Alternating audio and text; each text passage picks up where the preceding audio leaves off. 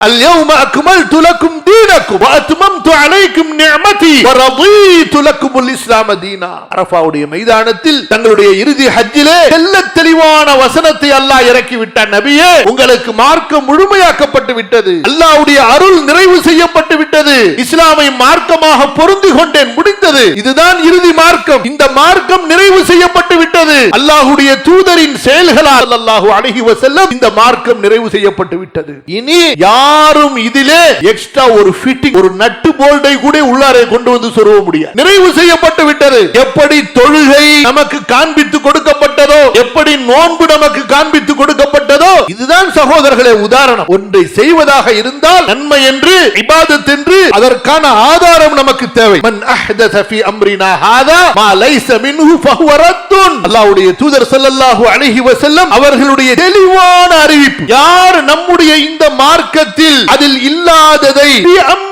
நம்முடைய கட்டளை, அதாவது அல்லாஹ் ரசூலுடைய கட்டளை, இதிலே அதில் இல்லாததை கொண்டு வருகிறார்களோ அது மறுக்கப்பட்டது. மன் அமில அமலன் லைஸ அலைஹி அம்ருனா ஃபஹுவ ரத்துன். யார் ஒரு காரியத்தை செய்கிறான், நாம் அதை அவனுக்கு ஏவவில்லை, ஒருவர் ஒரு காரியத்தை செய்கிறார், அதை நாம் அவருக்கு சொல்லித் தரவில்லை, ஃபஹுவ ரத்துன், அது மறுக்கப்பட்டது, அங்கீகரிக்கப்படாது. இதுதான் தீன். அல்லாஹ்வுடைய மஹப்பத் இருந்தால் அங்கே அல்லாஹ்வுடைய கட்டளை செயல்படுத்தப்பட வேண்டும். ரசூலுல்லாஹ் ஸல்லல்லாஹு அலைஹி வஸல்லம் அவர்களுடைய சுன்னா அங்கே பின்பற்றப்பட வேண்டும். அல்லாஹ்வுடைய மார்க்கம் என்பது கற்றுக்கொண்டு கற்றதை செயல்படுத்துவதுதானே தவிர நாம உருவாக்குவது அல்ல.